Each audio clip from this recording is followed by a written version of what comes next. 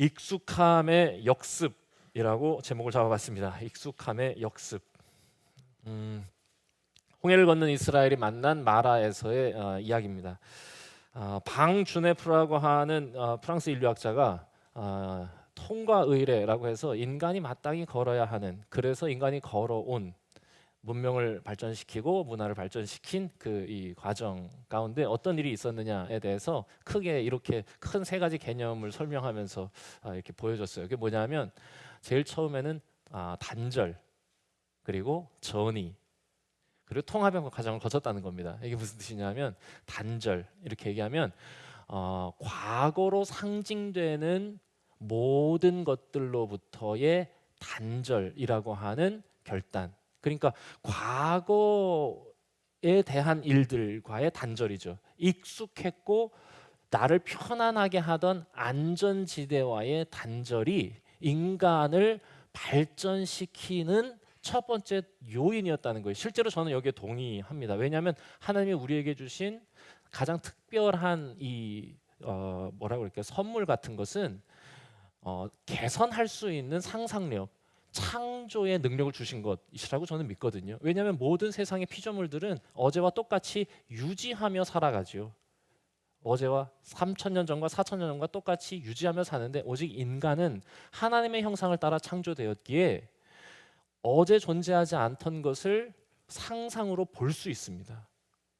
그리고 그 본 것을 만드는, 다시 말하면 어제보다 더 나은 오늘로 만들어가는 개선의 존재가 인간이라는 것이죠. 상상력, 창조력. 그러니까 어제 익숙했던, 편안했던, 길들여졌던 것과의 단절이 인간을 성장시키고 발전시켰다고 하는 이 인류학자의 이 해안에 동의하는 것입니다. 그런데 이게 단지 단절만으로 되는 게 아니라 그 다음 과정, 실은 여기에 가장 포커스를 둡니다. 이게 뭐냐? 전이라고 하는 거예요. 전이. 단절을 통해서 어떻게 하는 거냐면 새로운 세계로 전이되어가는, 변화되어가는 이 과정이 실은 인간에게 가장 중요했다는 겁니다. 이 시기엔 뭐가 나타나기 시작하냐? 전에 그 과거에 상징되는 것들, 그때 살아갈 때 내가 본질이라고 여겼던 것들이 점점 소멸되어져 가고 새로운 나로 채워져 가는 이 시간이라는 겁니다. 이 과정을 거치면서 서서히 변화되어져 왔다, 성장되어져 왔다. 그러니까 이 과거가 일시적인 결단이라고 하면 전이는 오랜 싸움이라는 거예요. 그래서 인간을 정말 발전시키는 거는 단절로부터 시작하여 전이를 거치는 과정이라는 거. 그러다 보면 어느 순간 과거에는 그토록 익숙했던 것이 사라지고 오늘 전혀 새로운 것이 전이 되어져서 마침내 통합, 나도 모르는 새에, 며느리도 모르는 그 시간에 죄송합니다. 재밌으려고 그런 건데 죄송해요. 무리였어요. 자, 누구도 모르는 그 시간에, 아무도 모르지만 어느 순간 완전히 새로운 데가 되어져 있다는 거죠. 그래서 이 전이라고 하는 이 과정을 나로 채우는, 참 나로 채우는 시간이라고 했어요. 저는 이거를 신앙으로 고스란히 이렇게 적용하고 싶어요. 신앙도 그렇지 않습니까? 파격적 결단을 통해 실은 우리의 삶은 하나님께로 나아가기 시작했습니다. 스위치를 옮기는 것 같은 결단입니다. 전에는 나 중심으로 살았는데 이제는 하나님이 내 인생의 주인이라고 하는 걸 이제 알겠어요. 그리고 그분을 만나 그분을 주인으로 모시며 사는 것이 내 인생을 흔들리지 않고 올곧게 나아가게 하는 유일하고 완전한 방법이라는 것에 확신이 생겼어요. 그래서 스위치를 옮기는 것입니다. 스위치를 옮기고 파격적 결단을 통해 내가 이렇게 살겠다고 다짐했어요. 그런데 그것만으로 되는 게 아니지 않습니까? 파격적 결단만으로 되는 게 아니라 그 뒤에 뭐가 필요해요? 전이의 과정. 저는 이걸 점진적 변화라고 표현했어요. 파격적 결단, 결단은 파격적으로, 변화는 점진적으로. 여러분 이거 꼭 기억하세요. 특별히 우리 청년들, 우리 너희들 무슨 소년 아닌데? 알쏭달쏭은 청년부입니다. 응답하라 소년부. 죄송합니다. 네. 응답하라 소년부, 알쏭달쏭 청년부. 이것 꽉 붙잡고 가야 됩니다. 나는 전이의 과정 가운데 있는 것이다. 성장의 과정 가운데 있는 것이라는 걸 꼭 기억하고 반드시 새로운 가치관, 다시 말하면 하나님의 말씀으로 나를 채우려고 하는 노력을 알뜰하게 하는 거예요. 그러니까 이 방주네프라고 하는 인류학자는 그냥 그때 참 나로 채워지는 시간이라고 했지만, 실은 저는 이거를 신앙적으로 표현하자 그러면 나로 가득 찼던 내 세계를 비워내고 하나님으로 채우는 시간이에요. 이게 손쉽게 되는 게 아니라 오랜 싸움을 통해서 되는 거라는 거. 나는 예수 그리스도를 나의 구주로 영접합니다 라고 하는 순간에 짠! 해가지고 내게 싹 몰아지고 하나님으로 뻥! 채워지는 게 아닌 거예요. 오랜 시간이 걸려요. 인생이라고 하는 시간 동안 싸워가야 할 긴 싸움이라 그것이죠. 그러다 보면 어떻게 됩니까? 나도 모르는 그날, 주님이 약속하신 그날이요, 다시 오셔서 주님 안에서 완성하신 그 하나님의 나라를 나의 삶 가운데 회복시켜 주시는 그 날이 이르게 된다는 것입니다. 방주네프라는 분이 기독교인인지 잘 모르겠어요. 하지만 인간의 고민, 하나님이 창조하신 인간의 고민이 이렇게 우리를 풍성하게 할 수 있다고 하는 것에 감사를 드립니다. 여러분, 우리도 그런 신앙의 과정을 거치는 거예요. 그래서 여러분, 우리 신앙생활에서 제일 중요한 게 저는 훈련이라고 생각해요. 그래서 중요해지는 게 훈련입니다. 하루아침에 결단으로 되는 게 아니라 오랜 시간 새로운 삶의 방식을 익히는 거예요. 더 나은 것을 위해 의도적으로 불편을 감수하는 것을 훈련이라 말합니다. 전에 익숙했던 것을 지우는 거니까. 전에는 나만 위해서 살았으니까 그게 너무 익숙하거든요. 근데 이거를 안 하고 어떻게든 사랑해 보려고, 어떻게든 겸손해 보려고, 어떻게든 섬겨 보려고, 불편하거든요. 의도적으로 불편을 감수하는 거. 그래서 훈련은 항상 지속, 그리고 반복이 생명입니다. 이런 관점에서 오늘 말씀을 함께 읽어야 할 것 같습니다. 훈련이요. 마라는 하나님께서 이스라엘을 훈련하시기 위한 훈련장이었습니다. 홍해는 과거와의 단절을 상징하는 사건이었어요. 다시 돌이킬 수 없는 완전한 단절, 하나님께서 구원하여 주신 새로운 삶으로의 초대였습니다. 이걸 파격적 결단이라고 정의한다면, 이제부터 시작되는 이 광야의 삶이요, 가나안까지 이어지는 광야의 삶은 전이의 과정, 점진적 변화의 과정, 새로운 삶을 훈련하는 훈련의 과정이라고 설명하고 정의할 수 있겠다, 그것입니다. 스위치를 옮긴 이스라엘이 그 전에는 자기를 위하여 살아가던 이 애굽이라고 하는 그 문명과 문화 속에서 살다가 새롭게 스위치를 옮기고 하나님을 붙들고 하나님을 주인으로 고백하면서 새로운 삶에 도전하는 것 아닙니까? 여러분, 하루아침에 되는 게 아니에요. 반드시 훈련이라는 게 필요해요. 반복하는 게 필요했다 그것이죠. 그런 의미에서 하나님은 이스라엘을 마라로 인도하신 것입니다. 자, 오늘 말씀 1절을 보니까 홍해를 건너고 나서 며칠 만에, 사흘 만에 마라에 이끌어 가셨다는 것입니다. 자, 계속 지금 말씀드리고 있는데, 자, 하나님께서 마라를 훈련장이라고 하셨어요. 자, 그러면 훈련장에서 하나님이 이스라엘에게 기대하신 것이 뭐였을까요? 홍해 앞에서 바로에게 무릎 꿇지 않고 하나님을 향하여 기도했던 그 결단을 다시 한번 반복하라는 것을 요구하신 것 같아요. 그걸 기대하신 것 같아요. 그 마라에서. 실은 보면 홍해에 비하면 마라는 고통도 아닙니다. 홍해는 너무 커서 도저히 인간의 힘으로 감당할 수 없는 위협 아닙니까? 그런데 이 마라에 도착은 했는데, 이름이 마라가 쓰다는 거잖아요. 마라에 가서 물을 먹었는데 써! 이 정도예요. 그리고 이건 실은 비교 정도가 안 돼요. 그렇지만 하나님은 의도적으로 마라로 데려가세요. 홍해를 건너자마자. 참, 우리 하나님 참. 근데 이게 물이 쓴 거는 그냥 갈증의 고통뿐이에요. 하필 사흘 아닙니까? 작심삼일 프레임입니다. 역시 우리 하나님은 아셨어요. 우리가 언제 돌아가고 싶어 하는지를 아시는 겁니다. 작심삼일 프레임을 가지고 하나님께서 사흘 동안, 하필 사흘 동안 인도하셔서 마라 앞에 데려가신 거예요. 그때 무엇이 나타나냐? 익숙함의 역습. 이건 하나님이 허락하신 거예요.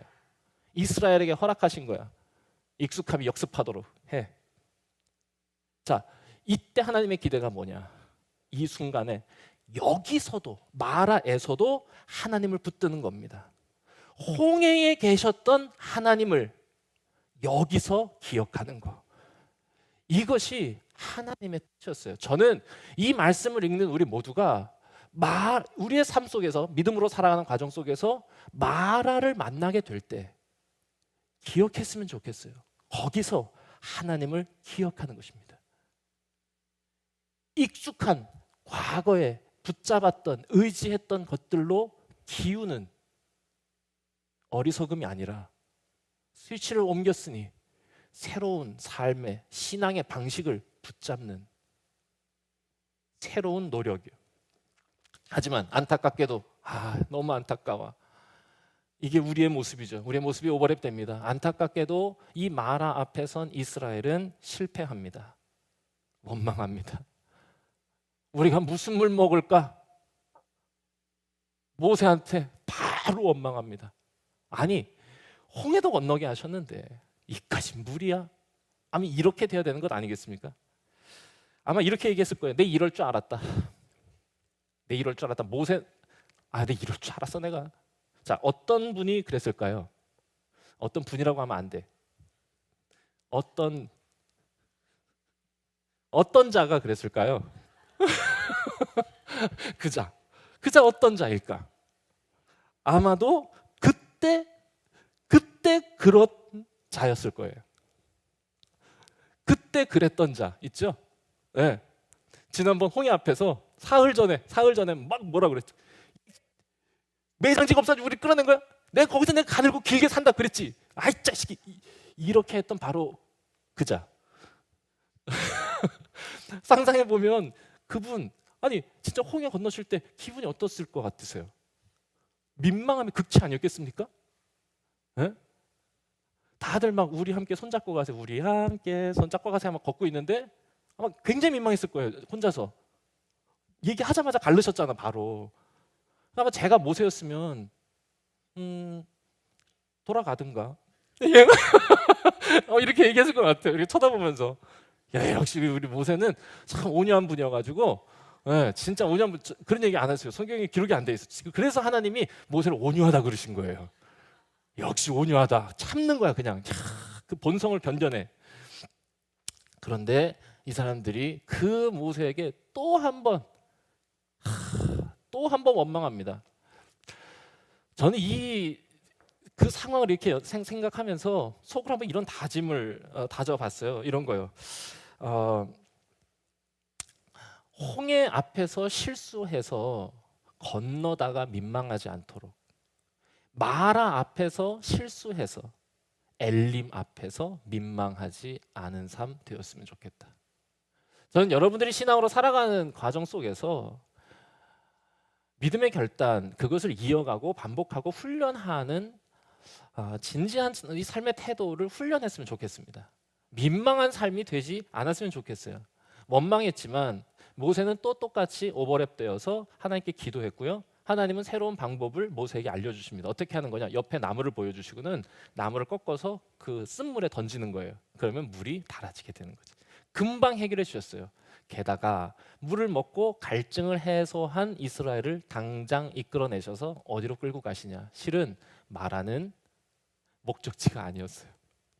놀랍게도 축복의 땅에 가는 관문과도 같았어요.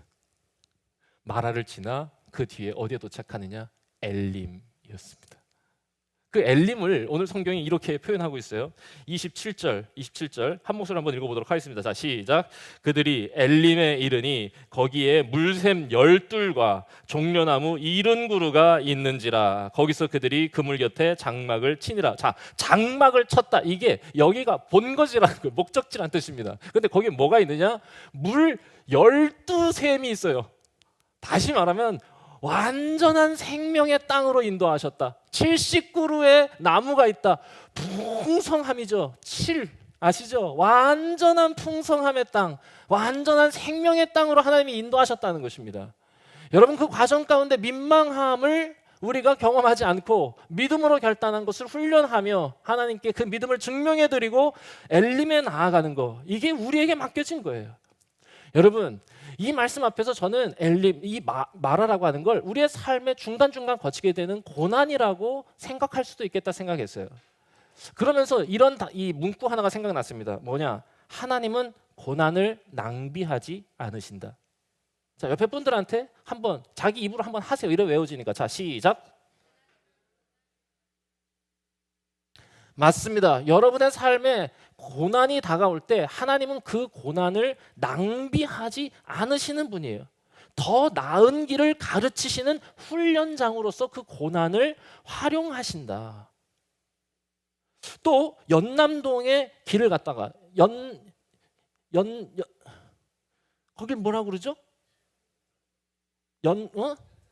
연트럴 파크라고 있습니다. 다 아시죠? 연트럴 파크라고 엄청 좋아요. 거기 몇 킬로 정도 되는데 몇 킬로 정도가 골목골목마다 예쁜 가게들이며 뭐 사람들이 막 잔디밭에서 막 퍼져 있기도 하고 아주 자유로운 분위기예요. 그 연트럴 파크를 한번 걸을 수 있던 기회가 있었는데 거기를 이렇게 걷는데 그때 제 눈에 딱 들어왔던 기가 막힌 문구가 또 생각이 났어요. 뭐가 생각이 났냐? 고난 없이 성숙한 사람을 본 적이 없다. 야, 선지자와 같더라고. 너무 좋았어요. 그런데 이게 포장마차에 적혀 있었던가 아마 그래요. 그래서 이게 또 기억이 남는 거야. 그래서 포장마차 하시는 철학가다 저분이. 고난을 만날 때마다 생각하셔야 돼요. 하나님은 고난을 낭비하지 않으신다. 고난 없이 성숙한 사람을 본 적. 그렇지요. 실은 고난은 나를 성숙하게 하는 유일한 재료예요. 마라는 이스라엘의 성숙을 도모하는 하나님의 장치였어요. 피할 수 없는 위험이 아니라 견뎌낼 만한 고통이었어요. 그러니까 여러분, 더 나은 내가 될 수 있는 기회를 주시는 거, 더욱 나를 비우고 하나님으로 채울 수 있는 절호의 찬스 아니겠습니까? 제가 군대에 있을 때 저는 제 인생 처음으로 제가 경험하지 못할 불친절을 경험했습니다. 불친절을 넘어서 과도한 폭력이었다고 생각하는데요. 저는 군대 전도사 아니었습니까? 그래서 이 1사단, 우리 김정은하고 우리 문재인 대통령이 이렇게 들락날락했던 바로 그 부대에 제가 군종이었습니다. 근데 거기에 군종 참모로 오셨던 분이 있는데 송성땡 씨입니다. 이름을 다 얘기하고 싶을 정도예요. 프라이드 7273 외우고 있어요. 길에서 만나면 그냥 직진할 겁니다. 왜 그랬냐? 제일 가벼운 것부터 말씀드리면 일단 문서 위조를 시켰습니다. 예배 인원이 그 전에는 250명 정도 모이던 교회가 60명까지 떨어졌어요. 그런데 저는 군단에 보고하는 일을 하는데 문서 위조를 시킵니다. 250명이라고 적어라. 불편하더라고요. 그래도 그때까지 저랑 같이 있었던 장로교의 신학생과 같이 목사님 이렇게 불렀어요. 근데 그 다음에 어떤 일이 벌어졌냐면 등심 삼겹살 사건인데요. 장교 4명이 등심 4인분을 먹었고 사병 4명, 22, 23, 24 삼겹살 혼자서 5인분 먹을 수 있어요. 4명이서 4인분 시켜주길래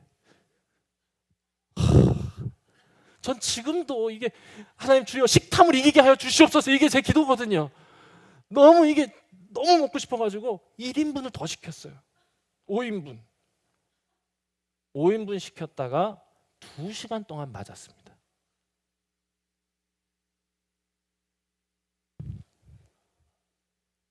그 다음부터는 목사님이라는 얘기가 잘 안 나오고 그 다음부터는 군종참모라고 부르게 되더라고요. 우리끼리 둘이서. 그 다음엔 또 무슨 일이 있었냐면 그 위문 오는 사람이 300만 원을 들고 오면 200만 원은 물건을 사고 100만 원은 자기 통장에 넣으라는 겁니다. 횡령. 그 다음부터는 군종참모도 안 되고 그 다음부터는 이름이 됐어요. 송성땡. 결정적인 사건이 있었어요. 권사님이 시루떡을 가지고 오셨는데 시루떡이 쉽게 상하니까 냉장고에 넣어야 되잖아요. 여름이었어요. 냉장고에 넣으려고 바로 교회 뒤에 있던 사택을 찾아갔는데 똑똑 병장 김영석, 똑똑 병장 김영석 이로 계속 들어갔거든요. 소리가 계속 안 나서 마지막에 부엌을 딱 열었는데 부엌 안에서 똥 냄새가 확 납니다. 이게 뭐야? 이랬는데 식탁 밑에 사모님이 여기저기 온몸에 시커멓게 멍이 들어가지고 사모님이 나가세요 이러고 계세요. 너무 충격적이었어요. 그래서 뭐 하시냐고 그랬더니 밑에 밥솥이 있고 말라 비틀어진 밥그릇, 말라 비틀어진 김치 쪼가리 몇 개가 그 안에서 며칠을 거기 계셨던 거예요. 그리고 여기저기에다 배변을 하셨어요. 왜 이러고 계세요? 목사님이 있으라 그랬어요. 그 다음부터는 저는 그분을 송성땡이라고 부르지 않고 소, 말, 돼지, 가축농장이 됐어요. 너무 힘들었어요. 저는 그때까지만 해도 목회자로 살 용기가 없었는데 우리 아버지, 우리 형 굉장히 좋은 목사인데 왜 저런 사람도 목사 삼으셔가지고 왜 이렇게 도매금으로 부끄럽게 만드십니까? 막 눈물이 나더라고요. 그래서 입이 욕 한 번도 안 하고 살다가 군대에서 찰진 욕을 배웠어요. 더 찰지게 해야 해소가 되더라고요. 스트레스가. 자꾸 찰지게 하다 보니까 이러다가는 내가 망가지겠다 싶어서 두 사람이 같이 전도사랑 그 사람이 같이 이러다가 우리가 가축되겠다. 그래서 처음으로 제 인생에 처음으로 성경을 읽어보겠다. 하나님의 말씀 안에서 내가 위로를 받고 싶다는 생각을 제 인생 처음으로 한 것입니다. 전화위복이라 해야 되나요? 저는 이걸 하나님이 나에게 주신 고난이 낭비되지 않은 사례라고 저는 기억하는 것입니다.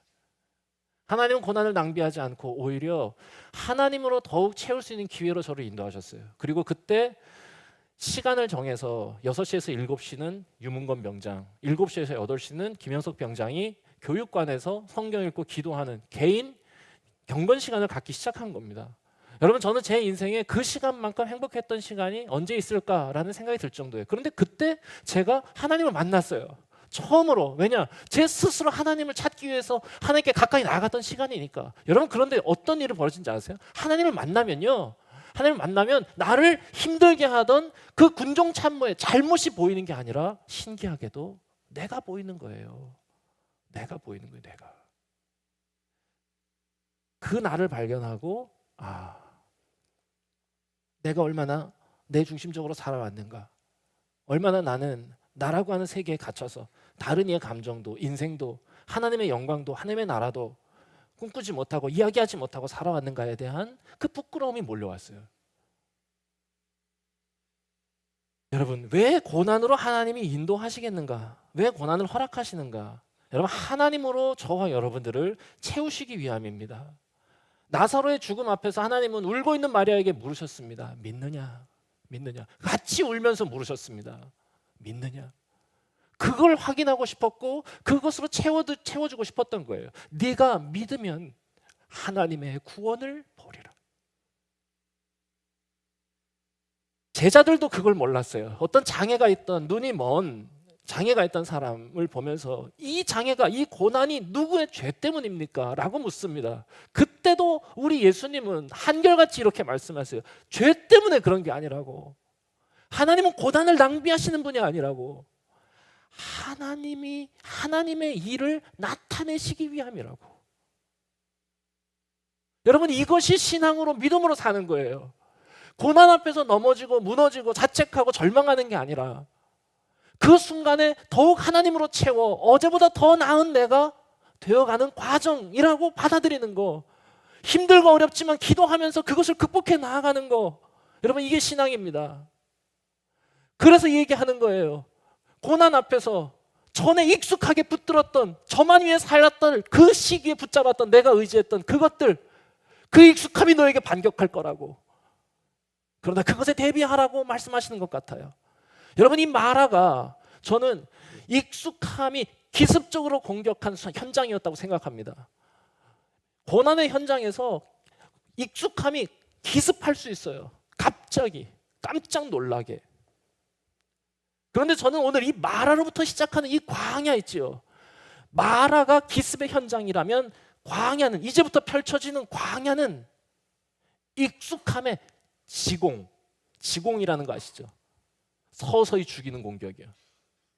익숙함의 지공이 있는 곳이다. 서서히 다가오는, 그래서 느끼지 못하는 보다 치명적인 공격이에요. 더 완전하게 인간을 망가뜨리는 공격. 저는 이 마라에서 기습당한 이스라엘, 아니 마라에 선 우리들처럼, 우리가 기습당한 우리들이 한 번 더 일깨워야 될 생각이 뭐냐, 서서히 다가오는 그 익숙함의 공격도 대비하는 사람. 그래서 민망하지 않게 가나안에 이르는, 민망하지 않게 엘림에 이르는 성도 되기를, 그런 우리 배학교에 되기를 바라는 것입니다. 익숙함이 서서히 우리에게 다가오는 것, 여러분 경계하십시오.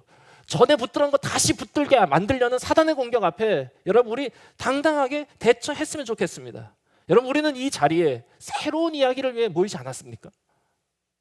여기 배학교에 우리가 온 이유가 뭐예요? 그 편안하고 크고 서비스 좋은 큰 교회들이 얼마나 많아요. 우린 여기에 온 거, 저는 스스로 그렇게 생각해요. 새로운 이야기, 실은 더 나은 내가 교회로서 내가 더 나은 교회가 되기 위해서 나는 이곳에 나온 것 아닌가. 그런데 만약에 우리가 더 나은 존재가 되기 위해 찾아 나온 이곳에서 익숙했던 그 모습으로 돌아가기 시작한다면, 그것은 마라 앞에서 실수하는 이스라엘과 전혀 다를 바 없을 것이라 생각합니다. 제 스스로 전에 있었던 종교교회 청년부 처음에 맡았을 때 하나님께 이렇게 기도했습니다. 처음에 청년들이 엄청 좋아해 줬어요. 성도들이 엄청 사랑해 주셨어요. 근데 그때 두려웠어요. 익숙해지면 끝나겠다. 그래서 그때 얘기했어요. 처음이라 여러분들 저 좋아해 주시는 거라고. 이런 목소리 들어본 적 없으시잖아요. 이러면서 처음에 목소리가 이게 낯설고 신선할 텐데 자꾸 듣다 보면 짜증 나실 거라고. 그리고 나라고 하는 존재가, 제가 전하는 설교 방식이 점점 익숙해지고 기대감이 사라지게 되면, 그럼 그땐 제가 떠나야 할 때라고 생각하겠다고. 익숙함을 대비하는 거. 어느 순간부터 여기가 만약에 예전에 신앙생활 하던 것처럼 익숙해지기 시작한다면 누군가는 나팔을 불고 함께 안전하지 않은 곳으로 가자고, 그 울타리를 넘어보자고 격려해야 하는 것이 이 믿음의 공동체예요. 여러분, 하나님이 우리에게 바라시는 거 뭡니까? 복 주시려는 거예요. 하나님과의 참된 만남을 우리에게 주시려는 거예요.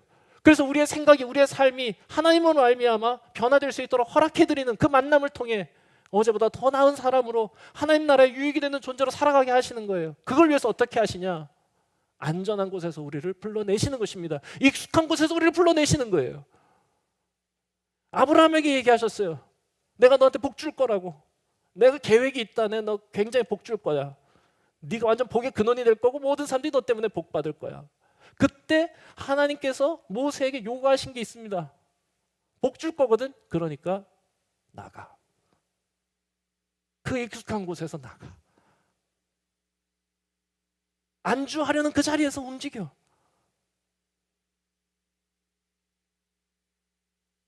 그리고 아브라함보다 훨씬 더 위대하신 존재인 우리 예수님이 그러셨어요.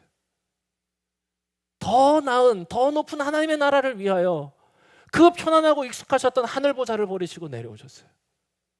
안전하지 않은 곳으로 오셔서 우리를 구원하시고 우리를 새롭게 하신 것 아닙니까? 우리가 그분을 믿고 따르는 존재라고 한다면 우리도 그렇게 하는 것이 마땅하리라 생각합니다. 여러분, 우리는 익숙함과 싸우는 믿음의 공동체입니다. 소리 없는 지공, 반격에 대비하는, 그래서 성장하고 그래서 하나님으로 더욱 채워지는 공동체 되기를 소망합니다. 우리 늘 깨어있는 공동체, 하나님 중심의 공동체 되었으면 좋겠어요. 그래서 이게 익숙해진다는 게 뭔지 아세요? 봉사? 여러분, 우리는 여기에 모일 때 약간의 두려움도 있지 않으셨습니까? 작은 교회 가면 더 많은 헌신해야 되는 거 아니야? 많은이라고 하는 거에 X표를 치시고요. 그 이렇게 화이트로 지우시고 거기에 뭐라고 적으시냐? 기쁜으로 바꾸세요. 더 기쁜 헌신이 있는 공동체입니다. 그런데 익숙해진다는 게 뭐냐? 헌신, 봉사, 누군가가 하는 게 돼버리는 거예요. 지난주에 했던 그 친구가, 지지난주에 했던 그 사람이 그 일을 하는 거, 그걸 너무도 당연하게 여겨가는 거, 이게 익숙함입니다. 무언가 공동체에 유익을 끼치려고 하는 마음을 갖는 거, 여러분 그게 신앙이에요.